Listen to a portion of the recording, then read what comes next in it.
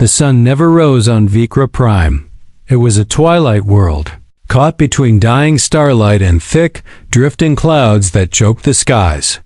The forests whispered with strange sounds, and under every vine or bone-colored branch, something watched. Something hunted. But that day, something else arrived. The air shimmered near the jungle ridge as a sleek drop pod crashed through the canopy. Fire streaked behind it.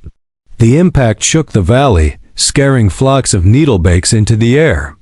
They didn't fly far. Something below made them change direction mid-screech. They sensed him. From the wreckage walked a man, human. His armor was scratched and burned, but his steps were steady. His name was Thorn Yarrick, a hunter from Earth, but not an ordinary one. His mission was not a rescue or scouting trip. He wasn't looking for war. He was hunting. But Vikra Prime was not a world that welcomed outsiders. The local tribes called it the Living Pit. Creatures born of teeth and poison ruled it, and worse, the Zalari clans. These alien warriors prided themselves on their strength and bloodlines, never allowing weakness among them. High above in the trees, a pair of Zalari eyes tracked the human. Bright violet eyes, female. She moved like wind, unseen, unheard. Her skin shimmered silver blue, and her body was marked with ceremonial ink that pulsed softly in the gloom.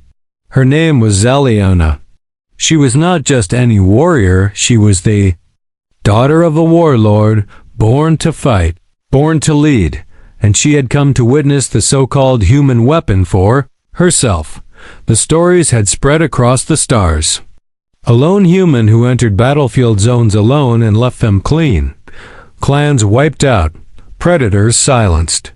Some said he made a deal with the void. Others said he couldn't die. Zalari believed only in strength.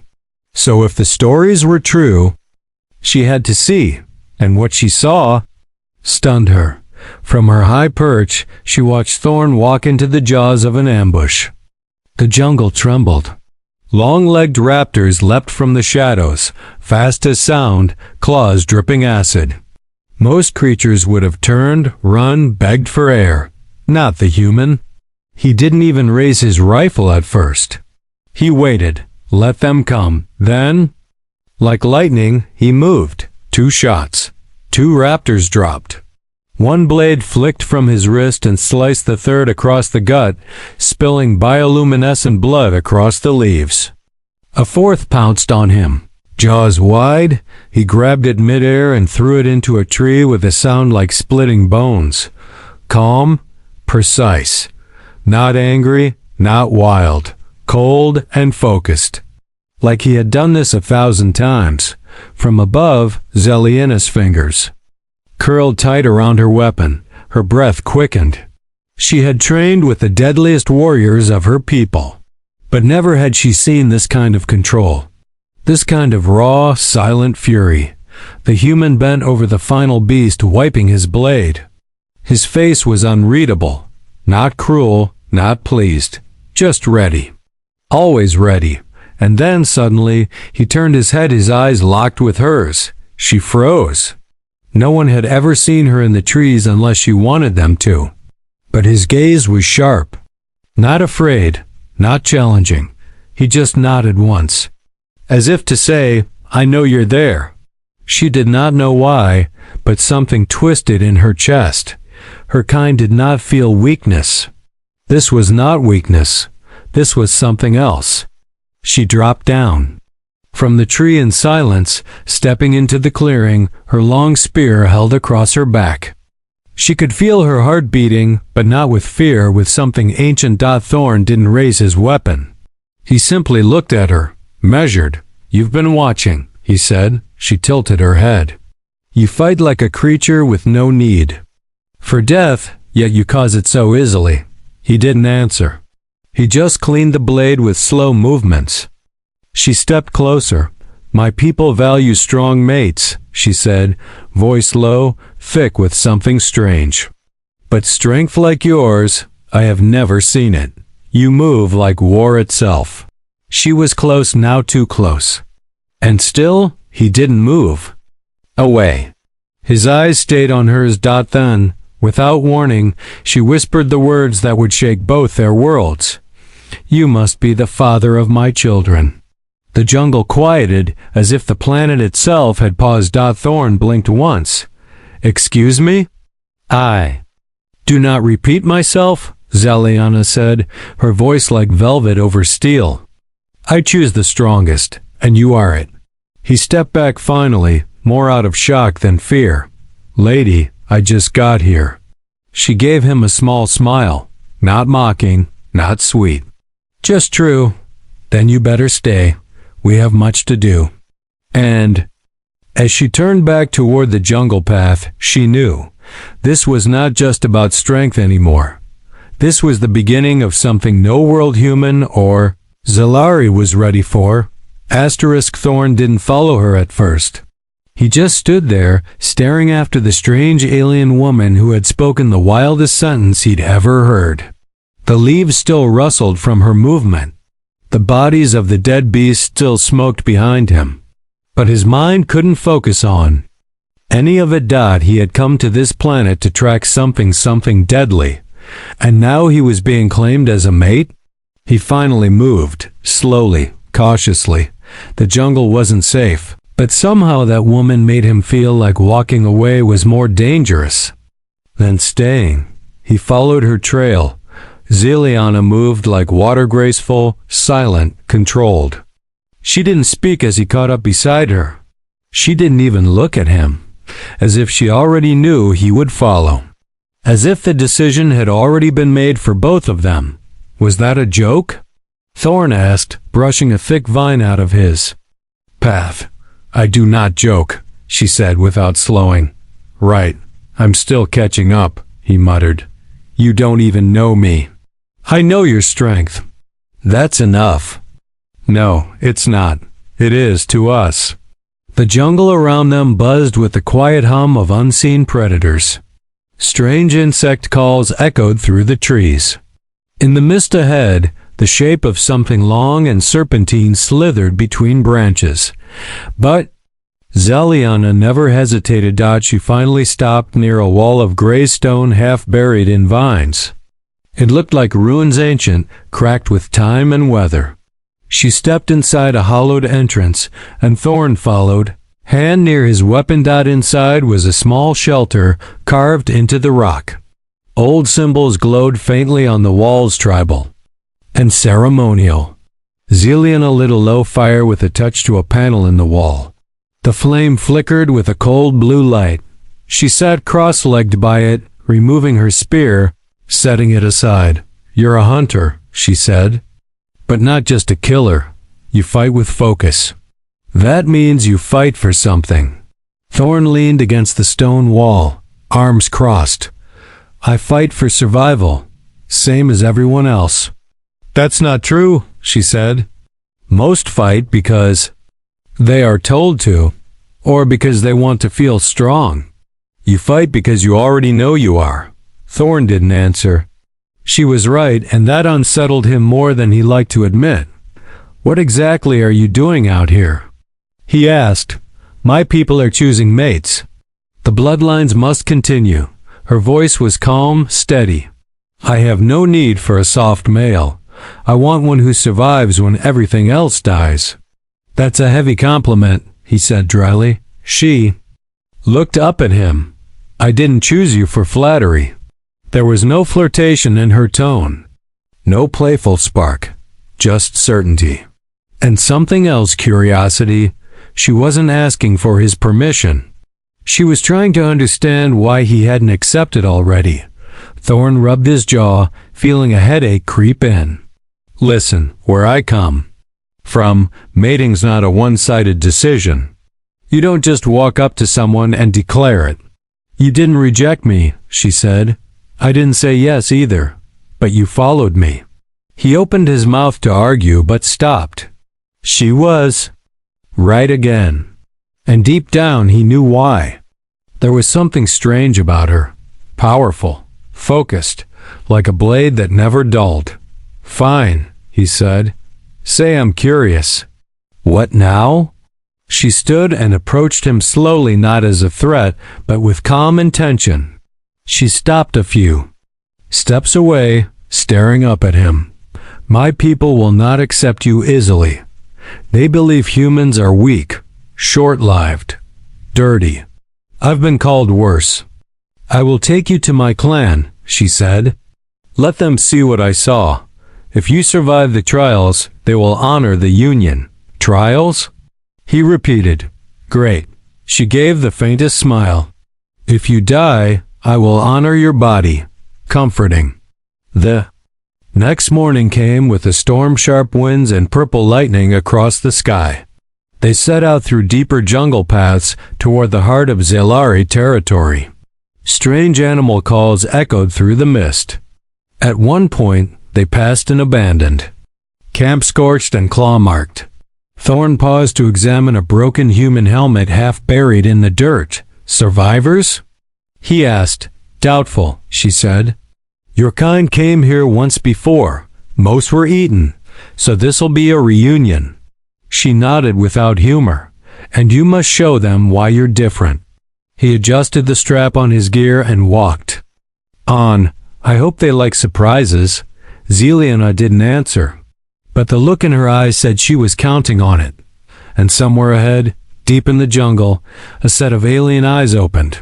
Word had spread fast. The daughter of the warlord was bringing home a human. And the clan was not pleased. The path to Zeliana's clan led through what humans called the Bone Ravine. Massive white curving structures jutted out of the ground, fossilized remains of beasts too large for Thorn to imagine. Some had tusks. Others had long rib cages that formed natural bridges. The air smelled of ash and something bitter, like spoiled fruit. Thorn's boots crunched on cracked bones and sharp black soil. Zeliana said nothing during the march. She walked ahead, her back straight, her spear across her shoulder. Her confidence never faltered. But Thorn noticed how she looked around. More now, her movements sharper, more alert. They were being watched. And not just by animals. They're tracking us, he said. Double quotes, yes. Should I be worried? Only if you show fear, he scoffed. Good thing I ran out of fear a long time ago. When they reached the outer edge of the Solari stronghold, Thorn slowed. It wasn't like any base he had seen. No fences, no turrets. The camp looked like a part of the jungle itself, blended into trees, carved into the land. Warriors stood silently among thick trunks and high ridges.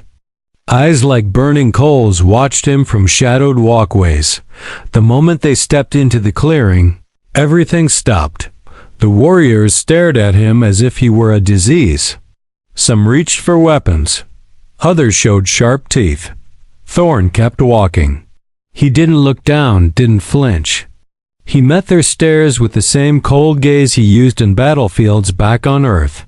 One warrior stepped forward, tall and broad, armored in layered bone plates. His face was marked with deep red scars. Zeliana, he said. What is this thing? My choice, she answered. You bring a human? To the breeding pit? Thorn raised an eyebrow. Breeding pit? That's what you call it? A low growl spread through the group.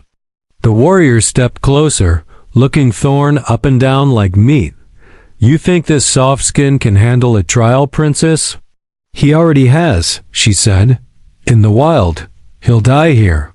Thorn tilted his head. Want to bet? The warrior barked a laugh. You have a mouth, human. Let's see if you have bones. Zeliana stepped between them. Take us to the pit. Let the trial speak. The warriors parted, silent now. Thorn could feel the pressure building like a storm behind every gaze. He followed Zeliana deeper into the stronghold. It wasn't a welcoming place. No fires burned. No one smiled. Even the children stood like they were ready to kill. Eventually, they reached the pit. It wasn't a real pit. It was a natural arena carved into black rock. Moss-covered stones formed a ring. The ground below was a mix of mud, shattered weapons, and dark stains that hadn't been cleaned in years. Zeliana turned to Thorn. You will fight 3 challenges, one of strength, one of mind, one of endurance. If you fail, they will kill you. If you win, they will respect you. And you? He asked. I already do, a low gong sounded. The first challenger entered the ring. A female warrior, lean and fast, with twin blades on each arm. Her skin shimmered dark green. She spun her blades once and hissed, "She is." Swift, Zeliana warned. Strike fast or not at all. Thorn dropped his rifle and stepped into the arena with only his knife and light armor. The watchers circled the ring silently. The moment the fight began, the female lunged. Thorn dodged, barely. She moved like wind, striking low and high, dancing around him with cruel speed. He blocked a slash and spun, striking her shoulder. She twisted away, hissing louder, eyes flashing. He ducked a spinning kick and drove forward, slamming her to the ground. But she rolled and swept his legs. Thorn fell hard, his knife sliding away. She raised her blade, but too slow. He kicked upward, hitting her chest and throwing her back. He sprang up, grabbed his blade, and pressed it to her throat. She froze. Silenced. Then the warrior laughed short, sharp. She pushed his blade away and stood. Not bad for a human. The crowd gave a grunt of approval. Small, but it was a start. Thorn looked at Zeliana. She nodded once. That was only the beginning. The second trial came quickly. A test of mind. He was taken to a cave with glowing crystals where 6 doors stood in a circle. Only one led out, the others led to traps. He had no map, no time. You have 3 minutes, a voice said. Thorn studied the walls, the moss, the patterns of dust near the cracks. He closed his eyes, listening. One tunnel had wind flowing through. He stepped toward it, but then he stopped. The wind was too loud, forced fake. A trap. Instead, he followed a path with almost no signs. It felt like nothing. He trusted that. Nothing. And when he stepped through, it was the way out. Even the elders seemed impressed. The final trial began just as his legs were starting to ache. A test of endurance. No weapons. No rest. Just survival. He was dropped into the cold swamp alone, and something was waiting for him in the water. The swamp was silent. Too silent. Thorn stood knee-deep in the murky water, steam rising off the surface like breath from a monster's mouth. Trees loomed on all sides, their roots twisted like skeletal hands. The water stank of decay, but worse than the smell was the stillness. Nothing moved, not even insects. That meant one thing: something dangerous was nearby. He moved slowly, every step a careful push forward through sludge. His body was tired from the first 2 trials, his muscles aching, but his mind stayed sharp. He wasn't here to prove anything anymore. He was here to survive. Back on the ridge above, the Zellari elders watched through viewing lenses carved from crystal. Zeliana stood beside them, arms folded. Her face remained calm, but her fingers gripped the edge of the platform tightly. She knew what came next. In the middle of the swamp, something rippled. Thorn stopped. His eyes scanned the surface. Nothing. Then, without warning, a huge scaled form burst from the water behind him. Long body, sharp teeth, eyes like red glass. A Vikran swamp WYRM. It lunged. Thorn dove to the side, rolling through the water just as the creature's jaws slammed down where he'd stood. He landed in the mud, pulled out his last blade, and circled it toward the beast. But the thing didn't retreat. It hissed, slithered, and snapped at him again. He stabbed upward, hitting armor, but not deep enough. The beast roared. From the viewing ridge, some of the warriors muttered, already sure of the outcome. But Zeliana said nothing. Her eyes followed every move, every breath. Thorn rolled, kicked off a root, and climbed to higher ground in an old fallen tree. The worm followed, smashing aside debris as it came. Thorn ran across the trunk and jumped. Just before the beast reached him, he landed on its back. It bucked and twisted, thrashing wildly. Using his legs, he squeezed its sides, holding on, and stabbed hard into its neck. Got once, twice. The blade snapped on the third strike. The creature screamed in rage and rolled, trying to crush him. Thorn was thrown off into the mud. He groaned, bleeding, panting, but not done. The beast came at him again, jaws wide. This time, Thorn didn't dodge. He ran straight at it. As the creature lunged, Thorn slid under the jaws and drove a jagged bone fragment ripped from a nearby skeleton deep into the beast's throat. There was a gurgle, a shudder, then silence. The worm collapsed beside him, its body twitching, eyes dimming. The swamp was quiet again. Above, no one spoke. Then, slowly, Zeliana raised her hand. "He has passed," she said. Even the elders nodded. That night, Thorn sat near a fire, his body covered in bruises and cuts. The Zelari warriors stood around him, not friendly, but no longer hostile. Some offered strange drinks, others gave short nods of approval. He was no longer an outsider. Zeliana approached him, her armor clean, her eyes softer now. She crouched beside him and placed something in his hand, a small glowing stone. "What's this?" he asked. "A token," she said. "You earned it. You are now part of the blood ceremony." "Great," he muttered. "Do I have to dance? Or something?" She smirked slightly. "No, you must survive one more thing, my father." "Oh," Thorn said. "That's all?" "He returns tomorrow. He is warlord of this clan. He will not be pleased. Let me guess. Doesn't like humans? He kills humans?" Thorn sighed. "Wonderful." She tilted her head. "But if I stand beside you, he must listen. He may challenge, but not deny. And if he does, then we both fight." Thorn studied her face in the firelight. Her markings shimmered, casting patterns across her skin. She was beautiful, but not in the soft way Earth taught. She was fierce, sharp, and wild. And she had chosen him. "Why me?" he asked, voice low. "Because you don't try to be strong. You just are. You don't run. You don't kneel. You don't ask for respect. You earn it." He stared into the fire. He didn't know what kind of future waited here. But something inside him, something old and quiet, told him this wasn't just another mission. It was something more. The next morning, the air grew heavy as the warlord returned. Thorn stood beside Zeliana in the center of the camp. The warriors stepped back. Drums sounded deep and slow. The trees parted as a massive figure stepped into view. The warlord was unlike any other. Zelari, towering, battle-scarred. His armor was made of bones, metals, and teeth from dozens of fallen creatures.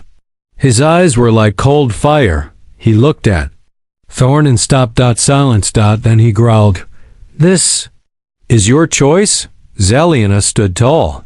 "Yes, I claim him." The warlord took one step forward. "Then I will test him. If he fails, you both die." Thorn cracked his neck. "Nice to meet you too." The air was thick with tension. Every Zeluri in the camp had gathered. Warriors lined the ridge. Elders stood in silence. Even the young ones stared wide-eyed from the trees. The warlord had spoken, and his word was law. Thorn stood in the arena. Again, staring across at the one opponent that might actually kill him. The warlord stepped forward, removing his massive shoulder armor with a heavy thud. His body was a wall of scars, thick muscle, and old tribal ink. In his right hand was a weapon Thorn had never seen before, a heavy curved blade glowing with faint red heat. It had likely tasted the blood of hundreds. Zeliana stood to the side. Now, her eyes locked on Thorn's. She didn't speak, but her gaze said everything. Survive. No matter how hard it gets, survive. The warlord spoke with a voice like cracking stone. You will not fight for her. You will fight for your life. If you are still breathing after the sun touches the stone, you may live. If you fall, your bones. Stay here. Thorn nodded once. Simple rules, I like that. The gong sounded. The warlord charged. Thorn didn't try to block the first strike, he dodged. The red blade carved into the earth beside him, throwing sparks. The second strike came instantly, faster than expected for such a large being. Thorn barely rolled away, the heat from the blade searing the edge of his jacket. He reached for his own weapon, a short, carbon-forged combat blade useless against the warlord's brute strength. Still, it was better than nothing. He struck. Low, cutting the warlord across the thigh. The warlord grunted. It didn't slow him down. Another swing, then a fist the size of Thorn's head smashed into his ribs. Pain exploded in his side. He flew backward, hit the ground hard, and rolled. The crowd roared. Thorn spat blood. His side was likely cracked. He stood anyway. You bleed early, the warlord growled. I like to keep things interesting, Thorn replied. He rushed forward before the warlord could raise his blade again. This time, he aimed higher, not at the body, but at the eyes. The warlord lifted his arm, and Thorn used it as a springboard, jumping and flipping behind him. He slashed the back of the warlord's knee. Not deep, but it made the giant stumble. Crowd murmured. The warlord turned, angry now. Thorn could feel the seconds ticking in his head. The sun was low. He just had to hold out a little longer, but the warlord had no intention of letting the fight last. He lunged again with terrifying speed, knocking Thorn's blade from his hand. Thorn blocked a punch with his arm. It broke instantly. The warlord grabbed his neck and lifted him. You are nothing, he growled. Thorn's vision blurred, but his hand reached out, grabbing a fistful of dirt, grit, and blood. He threw it into the warlord's eyes. The alien roared and dropped. Thorn landed hard and crawled toward the fire pit. He grabbed a half-burned stick still glowing with heat. He turned just in time.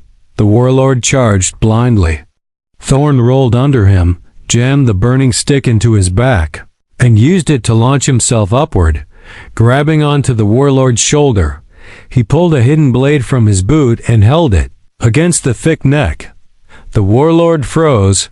The crowd went silent. Zeliana took one step forward. Tense. Thorn didn't stab. Instead, he whispered in the warlord's ear, I could kill you. But then what? Your daughter would hate me. Your warriors would come after me.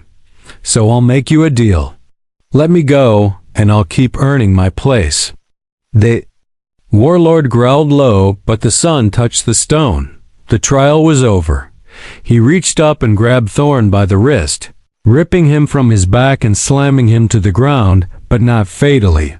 He stood over him, breathing hard, then turned to the warriors. He did not fall, the warlord said. He stood. He fought. He bled, and he lives. The crowd let out a thunderous shout, not of rejection, but of approval. Zeliana ran too. Thorn, her eyes filled with something wild and strange. She dropped to one knee and helped him up. You are mad, she said softly.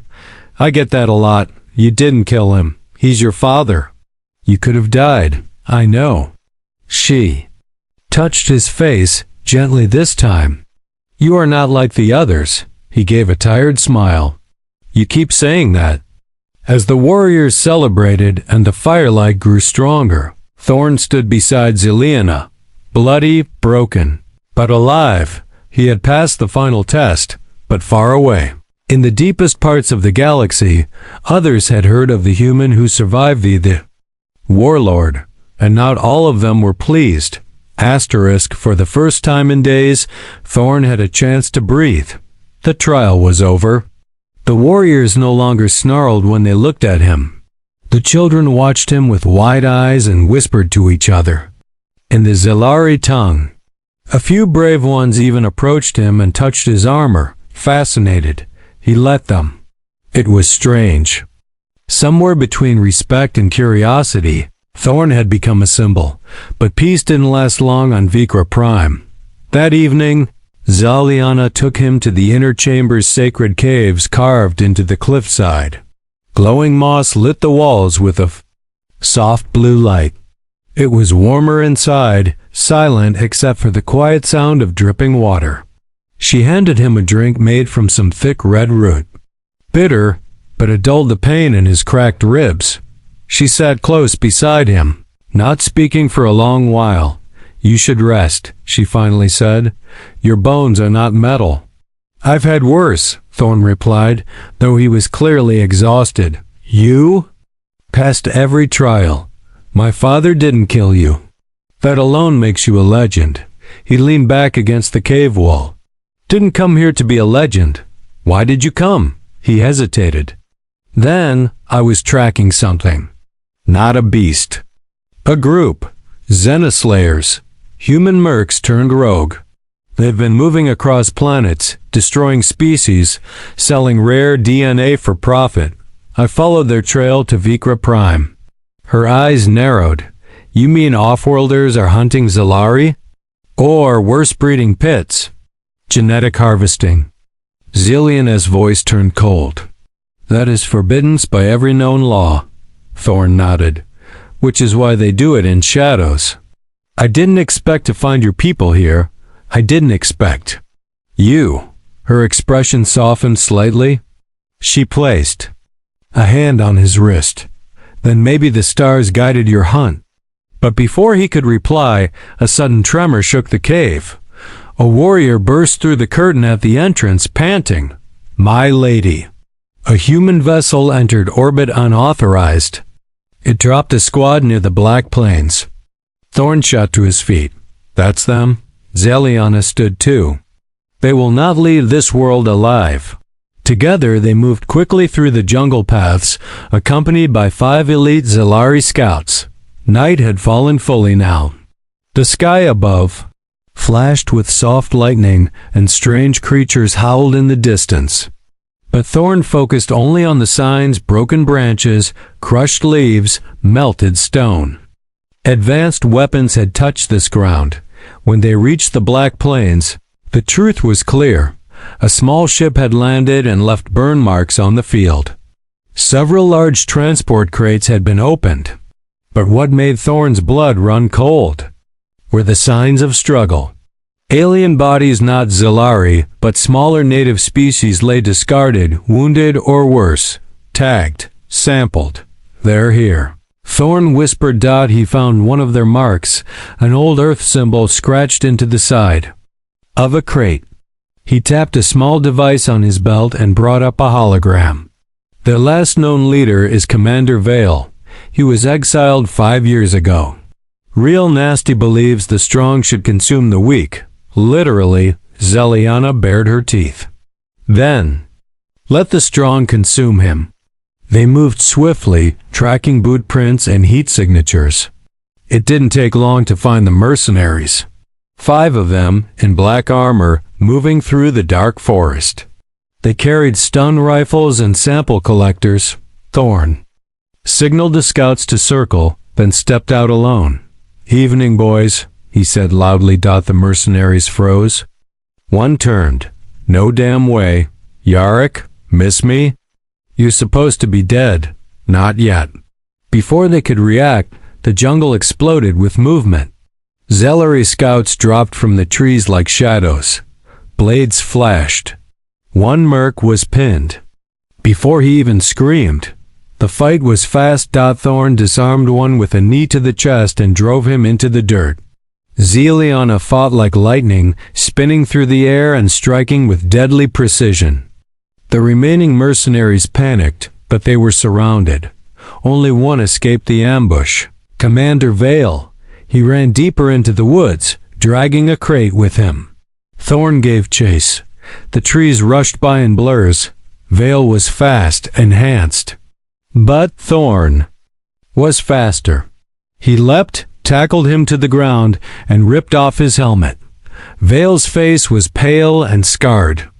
"They're animals," he hissed. "They're not worth protecting." "They're product." Thorn punched him once. "She's not." Vale smirked, bloody. "So that's it, you fell for one. You really think she sees you as anything more than a tool?" Thorn stood. "I don't care what you think. I know what I saw in her eyes." He left Vale alive barely and returned to the clearing. The mercs had been dealt with. Zelari stood victorious, but Zeliana looked concerned. "They will return," she said, "in greater numbers. This was just a test." Thorn looked to the stars above. Then he looked at her. "Then we fight together." And this time, he wasn't alone. The Zelari elders gathered beneath the starstone monolith, their faces drawn, their voices quiet. The invasion warning was no longer a theory. More ships were approaching. Vikra Prime 3 battle-class vessels marked with the sigil of the rogue humans, the Zenithslayers. They didn't come to scout. They came to take. The jungle trembled with dread. Even the beasts had gone silent. Thorn stood beside Zeliana before the council. His body still bore wounds, but his eyes were steady. Behind him stood the same warriors who had once doubted him. Now they wore his sigil on their belts, a small mark in Earth script. "Hunter, the ships will break orbit in less than a day," said one of the elders. "We do not have the weapons to defend against orbit strikes." "We do not need orbit strikes," Thorn said. "We need to strike first. On the ground, fast, hard, surgical." The warlord, Zeliana's father, narrowed his eyes. "You ask? You ask to follow a human into battle?" Thorn didn't hesitate. "No, I ask you to follow a hunter who knows how they fight. You've seen what I can do. Let me lead the strike team." Silence filled the hall. Then Zeliana stepped forward. "He has earned my trust, and if he falls, I fall with him."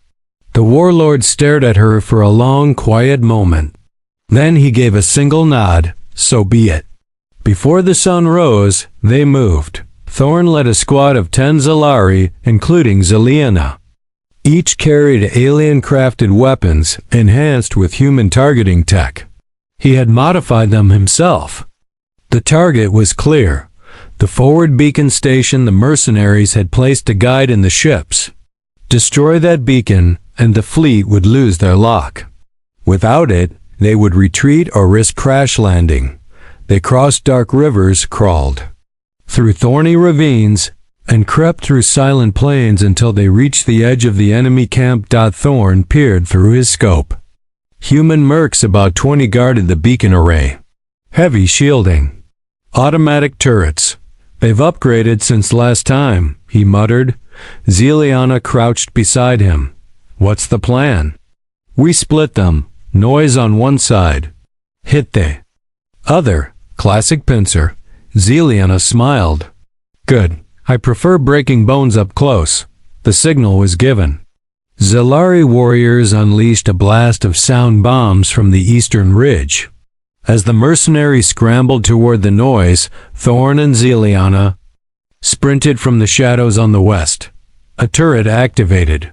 Thorn dove and rolled, tossing an empty disc into its core. Sparks flew. The machine died. Then came the fight. It was brutal. Blades met bullets. Zelari moved like shadows, striking fast and vanishing. Thorn moved like a storm, precise, lethal, never stopping. He tackled one merc to the ground, shot another through the visor, and stabbed a third with the very blade Zeliana had gifted him days ago. But then Vale appeared again. Commander Vale, bruised but alive, now wearing a black exosuit powered by stolen Zelari tech. His voice echoed through the clearing. "You just won't die, will you, Yorick?" "I have a reason to live now," Thorn said, stepping forward. Vale charged. They clashed hard metal against flesh, sparks and blood. Vale's punches landed like hammers. Thorn's ribs cracked again. But he refused to fall. Zeliana joined him, spinning through the air and driving her blade into Vale's side. He screamed, turned, and struck her hard. She hit the ground dazed. Thorn saw red. He roared, lifted a fallen power spear, and rammed it through the core of Vale's exosuit. The energy flared. Vale's body shook violently and then collapsed. The beacon array flickered. Thorn limped forward, pulled a detonator from his belt and planted it beneath the main relay. He stepped back, looked up. Now. The explosion ripped through the sky. The array shattered. Fire swallowed the clearing dot above. The fleet blinked off radar, lost, confused. Without ground lock, they turned away. Vikra Prime was no longer profitable. It was a death trap. The battle was over. Days passed. The jungle healed. So did Thorn.